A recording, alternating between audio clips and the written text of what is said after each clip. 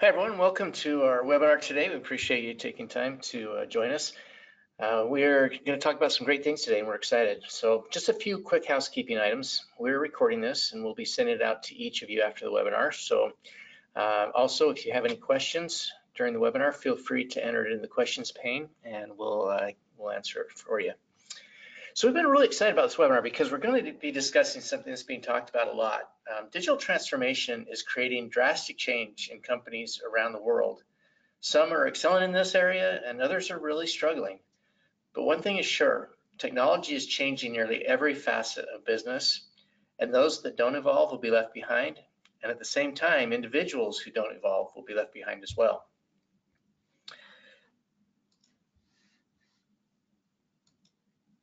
So today we're going to talk about what digital transformation is. You've probably all heard this term, but many of the teachers that we talk to don't really have a grasp on what it actually looks like. So we'll give a brief overview of what's happening in the business world and what kind of challenges the companies are facing. And then we'll pivot into what this means for your students and how Isograd is helping educators and students gain the skills they need as they prepare to enter the workforce. So what is digital transformation? At its core, the integration of digital technology into all areas of business. So basically, the technologies that are being created and used by businesses around the world and how that's impacting what they do. Because of the disruption and the advances that technology introduces, it is literally changing how businesses operate and interact with their customers. I found a really interesting quote on a report that was done by Dell. Their CEO, Michael Dell, says the companies will succeed and fail based on their ability to translate data into insights at record speed. The work, innovation, and investment to support that is happening now. Very interesting. So in the report that Dell, they cited three primary areas of change that businesses are going to be encountering. They include the customer experience, or how technology is changing the way that your customers interact with your company. Operational processes, how your organization functions and maintains a competitive edge in the business world today. And business models, or how the way that you structure your business will impact your success. And at the pace of innovation, this means that we're literally rewriting the rules of business nearly every day. And as a result, companies must continuously reinvent themselves with technology at the core of their business. So let's take a look at a few of these issues as they relate to some of the more well-known companies that have embraced and advanced the use of technology. As you probably know, Amazon got its start as an online bookstore. And because of their innovation and use of technology, they have disrupted almost every shopping experience any of us have ever had. I was reading about them the other day and a really interesting article. Their goal right now is to deliver any item to you in 30 minutes. Now they're rolling out same-day delivery in many areas and they're already looking to the future of nearly instant fulfillment. That's crazy. So what's made this possible? So in 2012, they purchased a robotics company and developed the technology to use automated robots that speed up their order fulfillment. So instead of a warehouse employee walking 15 miles in a day to pull orders from all over a warehouse, these robots automatically go pick out the bin, bring it back to the worker pulls the items, and then it returns the bin. It's really amazing. It's revolutionized the way that warehouses are managed. So kind of an interesting one on here, Dollar Shave Club is really interesting because they've disrupted a massively insulated shaving industry. So the shaving industry was dominated by Schick, by Vic, by the major players. And this small startup company came in, used technology and a subscription process in their business model and completely disrupted that industry. And you'll see others on here, Lyft and Airbnb have done the same thing with automobiles, with lodging and transportation. And then Tesla is changing what automobiles are capable of. So I know that these are Silicon Valley type companies and are shining examples of using technology to create new models. But what about places that many of your students are likely to work at as they begin their careers? Is digital transformation impacting those areas as well? So I did some research and started looking around, and as I was doing that, I came across this company called Blue River Technology. And they're using technology and robotics to create the next generation of smart agriculture solutions. So many of your students may end up going into agriculture. This picture shows a tractor implement that uses computer vision and artificial intelligence to detect, identify, and make management decisions about every single plant in the field. They can fertilize or weed individual plants. I mean, you think about the amount of fertilizer and insecticides that go into agriculture. If they can cut that down and do it on an individual plant basis, it means massive revolution for that industry. Very cool stuff. So many of your students may find their way into financial and banking sectors. And this industry as well is facing massive change because of technology. And as I did research, the three primary areas are being impacted. The first one is customer service. The second one is online banking and how you can actually bank through your computer. And the third one is fraud detection. These are all areas in the financial sector that are being impacted by advancing technology. What about healthcare? That's another big sector that a lot of students go into. So some of the areas that are being affected in healthcare are like your clinical information systems. So these are the things that bring together an organization's lab records, pharmaceutical data, medical research, resources, other information, and it provides nurses and caregivers detailed information. These are all PC-based to help them input and retrieve information.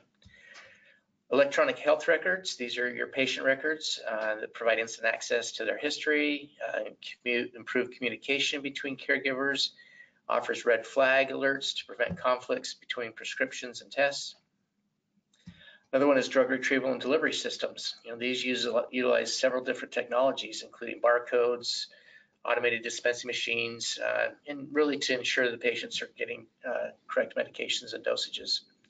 Then finally, you've probably all seen this if you've gone to the doctor and they sit down and start typing on the computer next to the examination table. All of your tablet computers, wall-mounted PCs, and mobile carts are all being impacted by technology.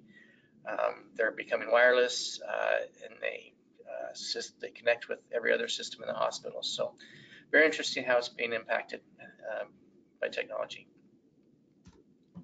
So let's talk about the barriers that a lot of the companies are facing. In fact, the Dell report that I mentioned found that 91% of all businesses are facing some type of challenge adapting to digital transformation.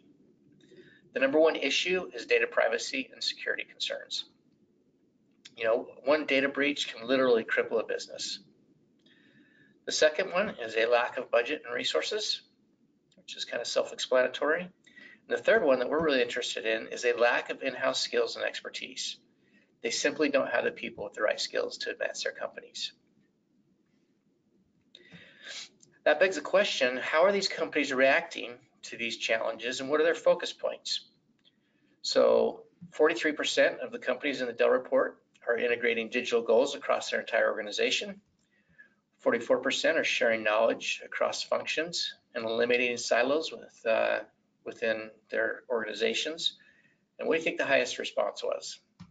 The highest response, up 46%, was developing their in-house digital skills and talent. And one note, this is up 27% from 3 years ago. And when you look at our economy, the low unemployment rate, and the challenge of acquiring qualified talent, you can understand why a majority of companies are focusing on developing the people they already have in their companies.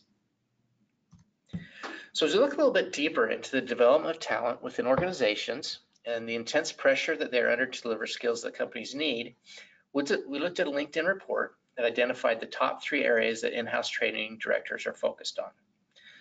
So the third highest priority is to develop career frameworks, so helping employees understand and achieve career progression. Second is to increase engagement with their employees and the learning programs that they develop, so developing more engaging and interactive learning programs. And what do you think the number 1 priority was? It's actually identifying and assessing skills gaps. So they understand and know what skills their employees have and what skills they need. Very interesting research from LinkedIn. So let's explore what those skills gaps are and what they're looking for when they hire a new employee. An IDC report showed that 4 out of the top 5 skills are what most of us would consider soft skills. But the 4th most requested skill set is Microsoft Office. And it's really interesting because if you think about it, doesn't proficiency in Excel help with problem solving? And doesn't proficiency in Word and Outlook increase a person's communication skills? So actually, when your students gain mastery of core digital skills, they're also developing some of the most needed soft skills. A recent report with Burning Glass, we've shared this with many of you, but a recent report that we wanted to highlight showed that 78% of all middle skill jobs, now these are jobs that don't necessarily require a college education, but can be obtained with a high school degree. So 78% of all of these jobs require digital skills like Excel and word processing. So here's the bad news. An international study of 8th graders showed that only 2% of them scored at the highest levels of what would be considered digitally literate.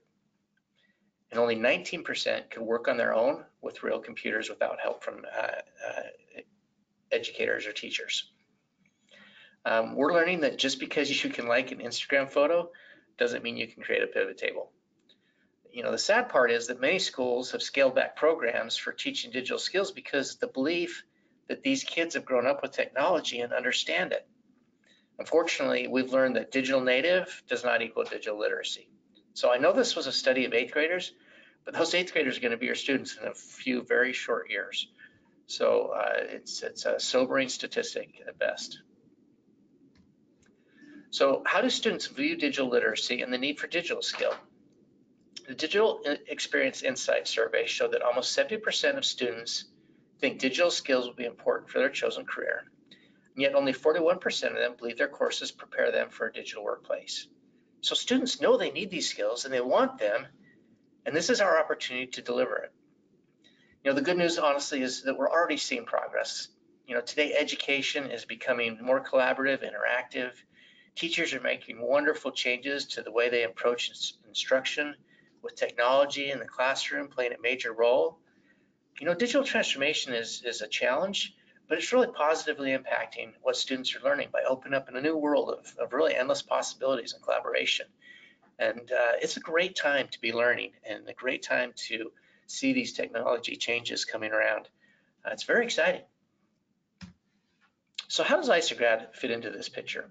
I want to talk a little bit about our solutions and our platform and share with you some of the things that make us really unique. So Tosa is our platform for testing and applications. Tosa stands for Test on Software Applications. We are an internationally recognized certification standard for digital skills, and we really focus on the connection between companies and what they need and students and what they're learning.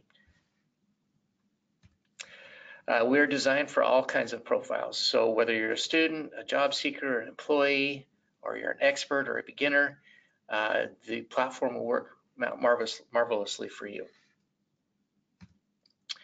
And we improve higher education and career opportunities by enhancing the skills that students have and that they take with them into the workforce. So let's talk a little bit about the assessments and certifications that we have. Our TOSA certification exam is on a 1,000 point scale. So because it's not a pass or fail model, we see students' motivation actually increase, and we see the fear of failure kind of diminish because they're not working on a pass or fail format. They're actually just working to see what level of score they are.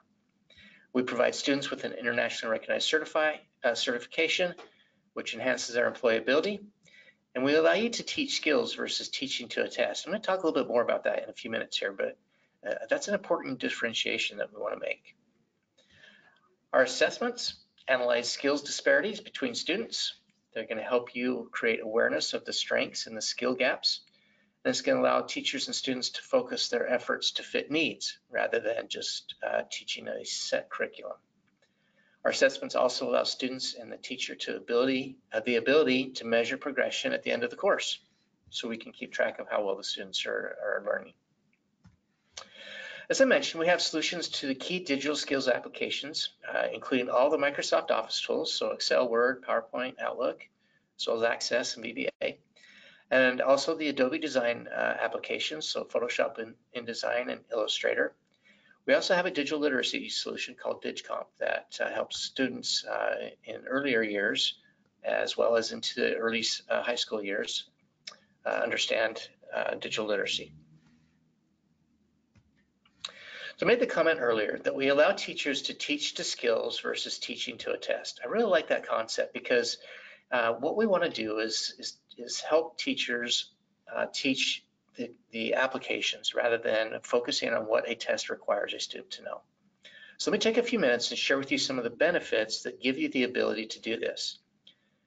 So because we have a scored assessment and certifications, both you as a teacher and your students are going to receive a deeper insight into their true skills. So that insight is much, much more important and relevant than what a simple pass or fail exam can provide. We have what we like to call SMART tests. So we use adaptive testing and IRT scoring, which is really just a complex mathematical model, to deliver exams that adapt to different skill levels. So when your student takes the exam, they take several questions at the beginning of the exam that determines their expected level of competency, and then the exam actually gets harder or easier based on the results of the questions that they answer. They get them correct or incorrect. So these two features combined actually provide you more accurate results in a shorter amount of time. So exams that take 60 minutes or longer and require 50 to 60 questions, we can actually get more accurate results from an exam that takes 40 to 50 minutes and has 30 to 35 questions. That's very important for teachers in your time crunch in the classrooms and the time that you have students in your class. Another benefit that we have is true live in-app questions that provide an actual working environment. So this really allows the students to solve the problem using doing it the way they know best.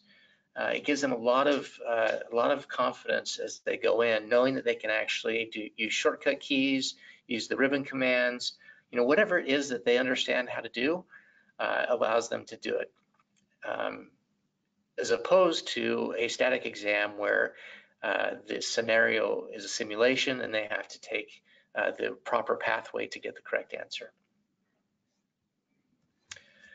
So this is one teachers love. So are you tired of needing your tech support team to manage your certification program? All you need with Tosa is internet connection. So you never have to download, upload, or patch our platform. A basic internet connection provides a seamless experience for teachers, classrooms, and students. It's bring your own device. Your students can actually take the assessments on their own computers at home or in the classroom. The certification does require it to be taken in a proctored setting, but we'll talk about that a little bit as well. So know what they know. One of the benefits that we offer teachers is really having one of the most robust reporting abilities in the market. So our advanced data generates reports showing exactly what students know and what they don't know, so you can really help them learn what they need to learn. You finally have the information you need to create individualized learning paths for your students based on what they need. So let me share with you kind of what our reports look like and how it actually looks and the information that you'll receive. Okay, so this is a report on an Excel exam. You can see across the top there that their level of proficiency is advanced. In the bar there in the middle, it gives you a map on what the bar chart below it means. So if it's a gray bar, they attained lower than expected. If the bar is circled with a black bracket, that's the expected level that you have set up as a teacher for the expected level of proficiency. And a green bar says that they attained a level higher than expected. So as you can see there in the skills domain, this is data manipulation. Each of our exams has 4 different skills domains that we test on. So this is just one of the 4 reports that you would receive for your student. So you can see the student's level of experience or mastery in the data manipulation domain. And then below that bar chart is the description of this domain and what it covers. So this area is related to data management in Excel, sorting, creating, and editing graphics, using advanced filters and target value. Some questions and exercise may focus on pivot tables as well. So it gives you a good idea of what this skills domain covers. The competencies next to that, use of the data management functionalities, create and edit charts, create and edit pivot tables, gives you a ranking of how they did in each of those areas based on the questions that they got correct and the questions that they missed. And then below that is areas of improvement. Now this is wonderful because you can sit down with a student, show them exactly what they did on their exam, and also go over with them where they need to improve. This is where you're going to set up an individualized learning pathway. So you can see there, I'm not going to read through all of those, but just an example: manage tables and databases, advanced chart manipulation, and pivot tables. So really great reporting options for you as a teacher and for the student to understand where they need to improve. Okay, so as a final discussion, I'd like to walk you through our certification pathway so you can see the process that we implement with schools. The first step is the initial positioning assessment. So you're going to give them an assessment at the beginning of the course, and this is going to provide you and your student with clarity on what they know already and what they need to be taught. And it also serves as a benchmark for progress throughout the semester. Step 2 is the instruction that takes place during the course. It's great benefit. One of the great benefits of implementing Tosa is you don't have to change what you're teaching or how you teach or your curriculum or anything. You teach the way you've always taught. We can supply you with learning outcomes and skill frameworks to kind of give you insight and help you with what the exam covers. And if you do need curriculum, we have some great partnerships with a company like Paradigm Learning Solutions that can help you easily implement Tosa in an integrated model where the assessment certifications are built right into the learning modules, which is really a powerful tool for teachers. Step 3 is where you deliver a second assessment. This is going to be towards the end of your semester or the end of the course. And this is going to give you insight into the progress that the student has made. It's going to show them any final areas that need to be brushed up on before they take the certification exam, which is the final step where we validate the skills your students have gained through the Tosa certification exam. So they'll take the exam, they're going to receive a score on a scale of 0 to 1,000. And this is going to show employers or higher education institutions their true level of proficiency. Rather than they passed at a random level of expected proficiency, they scored a 95 or a 67 or 82, whatever that score is, they're going to be able to show that to the people that they're going to be working with next. When they do enter the workforce, they'll have a digital credential that's nationally or internationally recognized that they can include on resumes as well as their LinkedIn profiles. The certification is taken in a proctored environment that is an authorized Tosa testing center. And we can help you set that up a center in either your school or your classroom, either way. Okay.